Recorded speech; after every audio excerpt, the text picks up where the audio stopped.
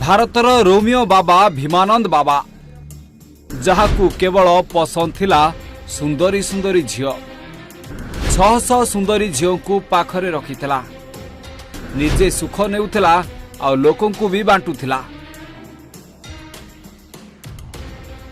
ए बाबांको कथा हुए तो तळ दिने आपण सुनिथिबे आ देखिथिबे किंतु या पछर कहानी हुए तो आपण पूरा जानि नथिबे।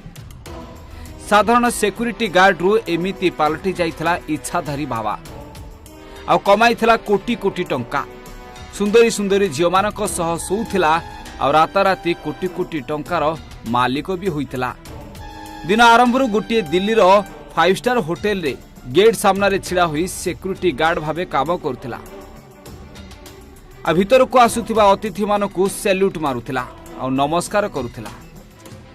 हेले सब बेले एते बड़ बड़ लोकन को होटेल रे देखी केवल पैसा कथा भाबुथिला सेमानक परी धनी केमिति हबो भाबुथिला। ए घटना आरंभ हुए 1988 मसियारू 5 स्टार होटेल आगरे सिक्यूरिटी गार्ड भावे काम करुथिला इच्छाधारी बाबा। इच्छाधारी बाबार इच्छा थिला बहुत बड़ धनी हेबाकू किंतु सेतबेले बाबा होई नथिले साधारण मनिषटे थिले किंतु मनरे कोटी कोटी टंकार स्वप्न देखुथिले।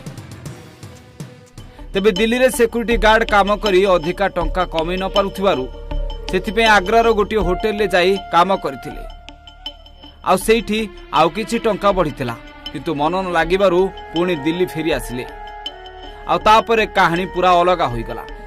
दिल्ली आसिला परे गोटे मसाज पार्लर रे काम कले आ सेपटे आख पाख साधु संत मानक सहित संपर्क भी बढ़ाइले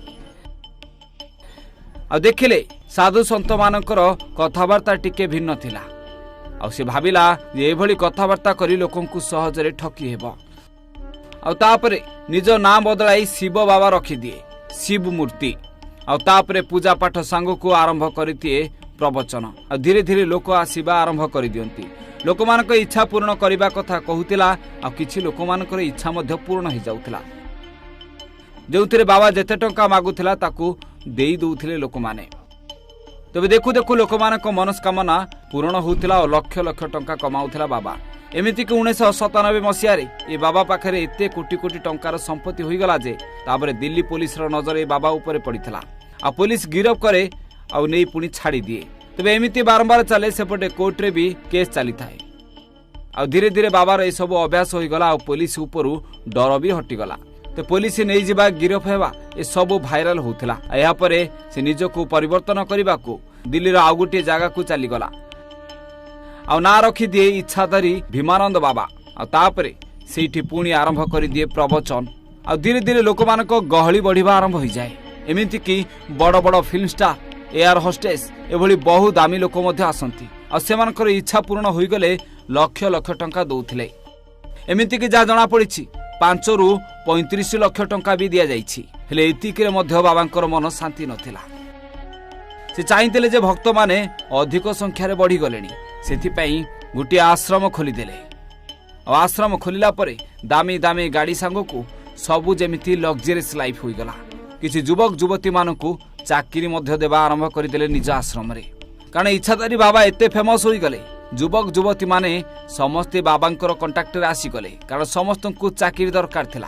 हेले किछि युवक युवती को निज आश्रम रे चाकरी देले आ अधिकांश झियो मानकू चाकरी देले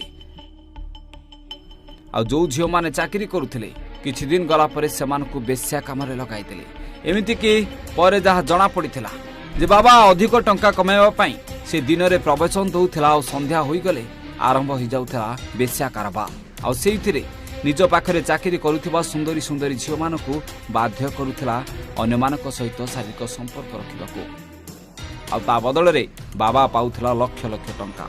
एभली कोटी कोटी टंकार मालिक होई चलीथिला बाबा। हेले पुणी थरे 2003 मसिया रे ए बाबांको ऊपर नजर पड़े पुलिस रो आ एभली भाबे बाबा गिरफ हुए किंतु बाबार कौनसी प्रमाण हाथ रे लागे नाही आ तापरे पुलिस गोटे चेला को उठाई निए सेथिरु किछि तथ्य बाहरे आ सेही समय रे आ जने महिला मध्य जाई अभियोग करंती जे बाबा मोठू 35 लाख नै छंती किंतु मो मनस्कामना पूर्ण होइनी कि बाबा टंका फेरो नाहांती। आ या परे परे आश्रम रे काम करुथिबा गोटे झियो जेतेबेले जाई अभियोग कर दिए सेतेबेले सब कथा सामना को आसे।